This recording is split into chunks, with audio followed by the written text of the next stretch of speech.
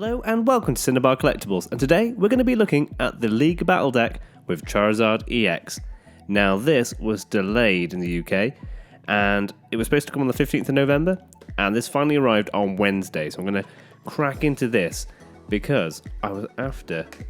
The whole reason I bought this was for that one card right there for Prime Catcher, and I have done a League Cup and a League Challenge. In fact, I've done 2 League Challenges. I was hoping to have this card, which I did not have, unfortunately. So I've had to do those without it. We did alright. Came 3rd and 2nd. I was using Charizard for that one because I do enjoy the deck. So, let's get straight into this unboxing and let's see what you get inside the League Battle Deck. It does tell us on the back, but there is nothing like having a little look in person as to what you'll find inside. So let's pull out our League Battle Deck. I'll throw that to one side. Just come with this lovely instructions on how to use the deck.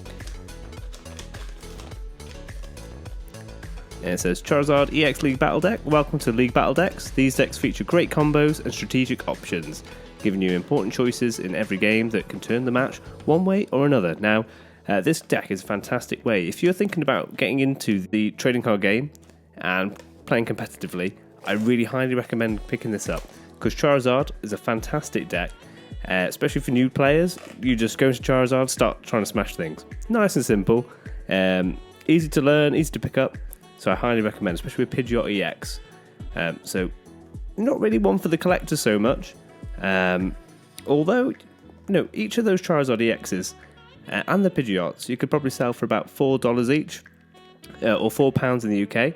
I picked this up for £25, and at the time, Prime Catcher alone was £25. So, in my mind, I bought this League Battle Deck for £25 just for the Prime Catcher, and all the other cards are technically free for me, which is a great deal.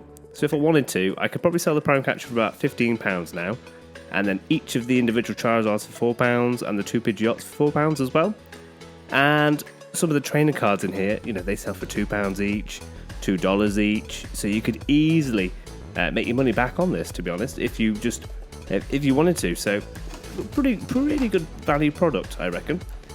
So inside the box we get some really nice dice. Actually, I really like them. It's got a really cool orange. Let's have a look. Oh yeah, I like the effect on this orange dice. Hang on. Ooh, struggling to get them out. Put these ones to one side.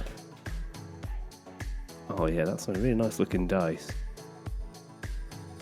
That really cool orange. I think that really suits the Charizard deck. And then you get this cool sparkly sort of grey blue dice. Really nice. Okay, and you also get some burn and poison markers as well. Really handy. Again, if you want to pick this up, you could literally take it to a league challenge and you do pretty well. So let's first of all have a look at these rare cards that come with the deck.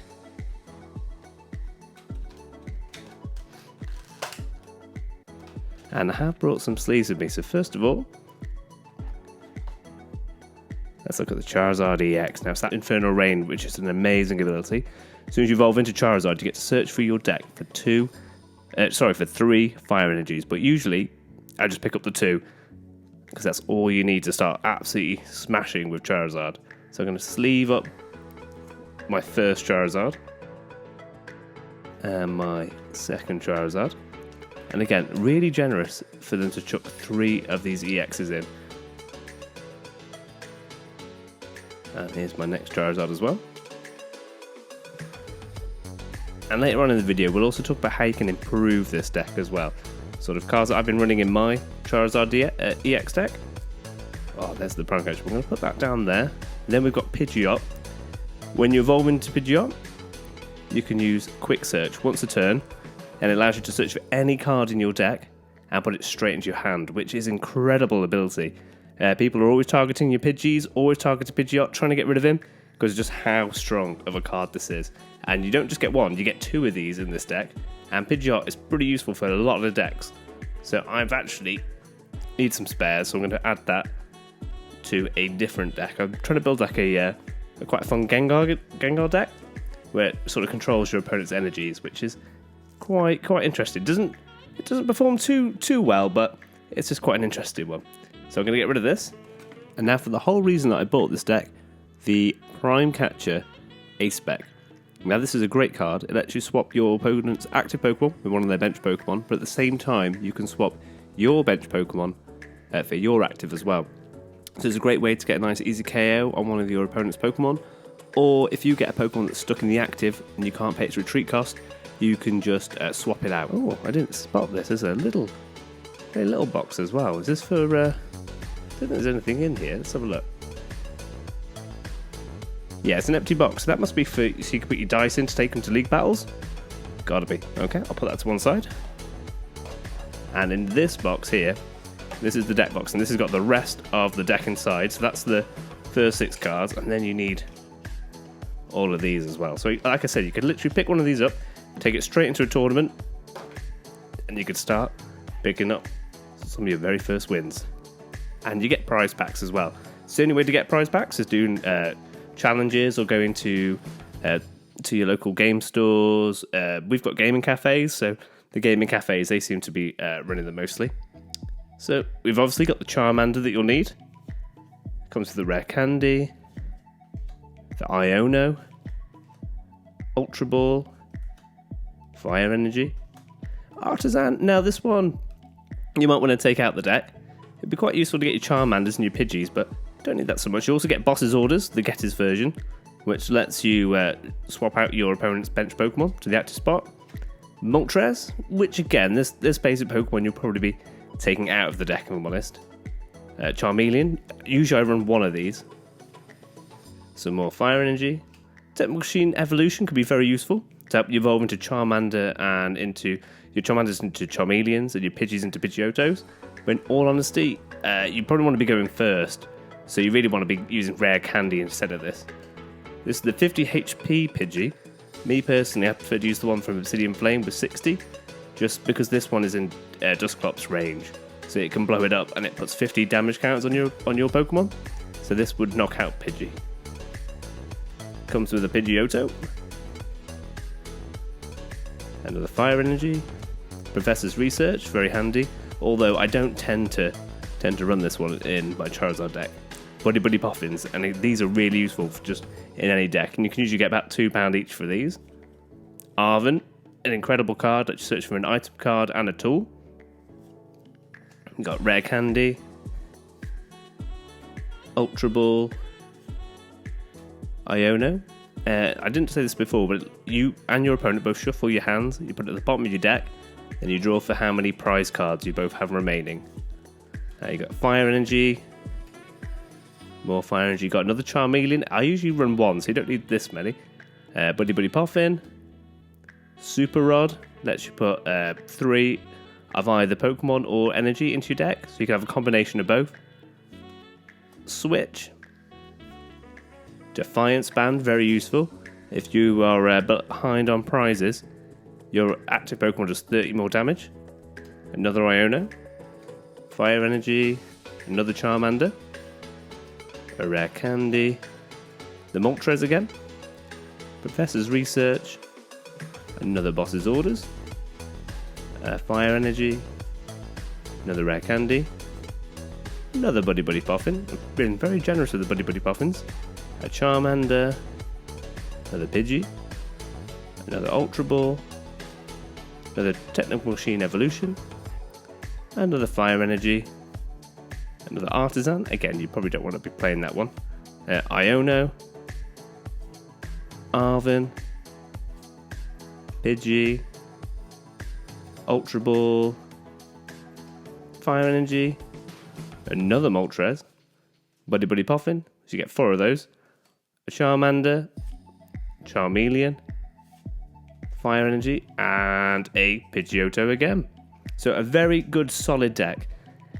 What I'm going to do now is I'm going to show you a few cards that you can add to the deck to just give it a little bit more power, a little bit more consistency. So after this, I'm just going to go straight back into the video.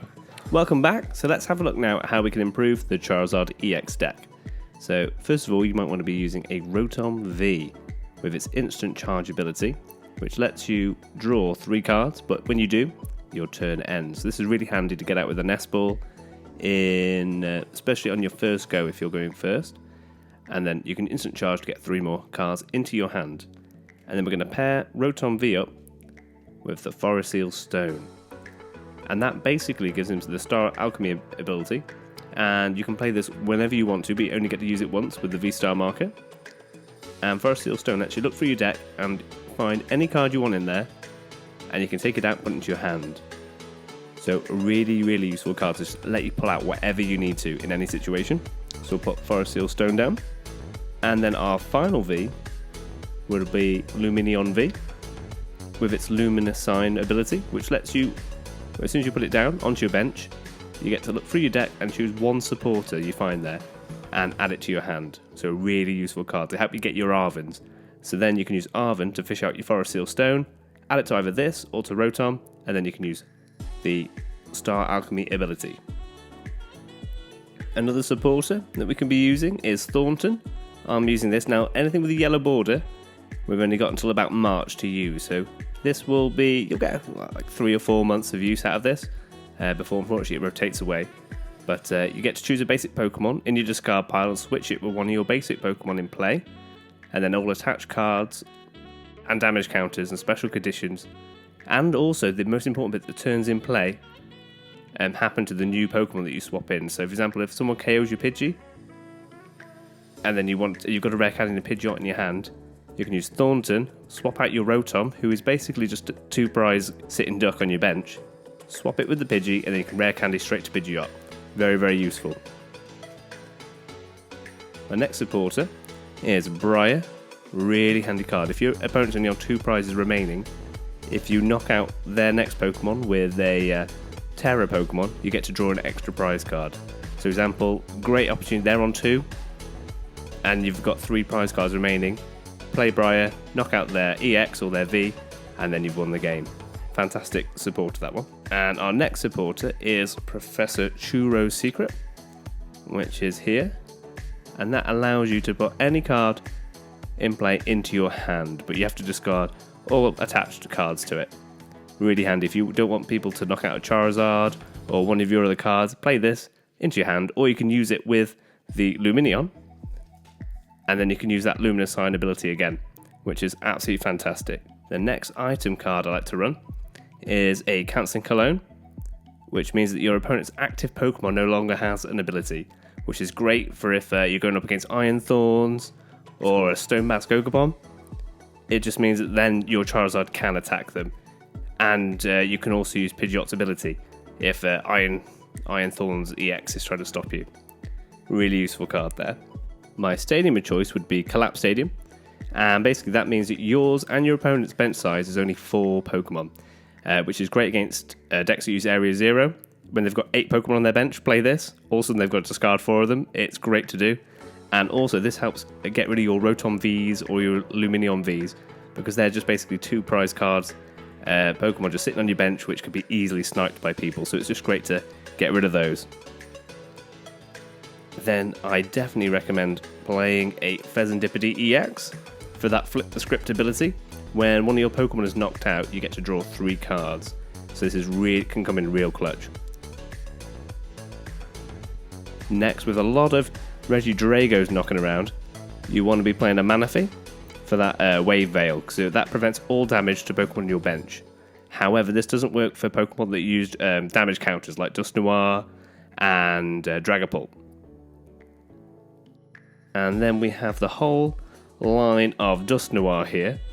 So you'd be running 2 Duskulls, 1 Dusclops and 1 Dusknoir. So Dusclops lets you put 50 damage counters on one of your Pokemon, one of your opponent's Pokemon. However, they do get a prize card. It sort of blows up. And when you do that, for example, you could take out their Pidgey if it's only got 50 HP, or because it's Charizard, if your opponent's taking a prize card, he's now doing 30 extra damage.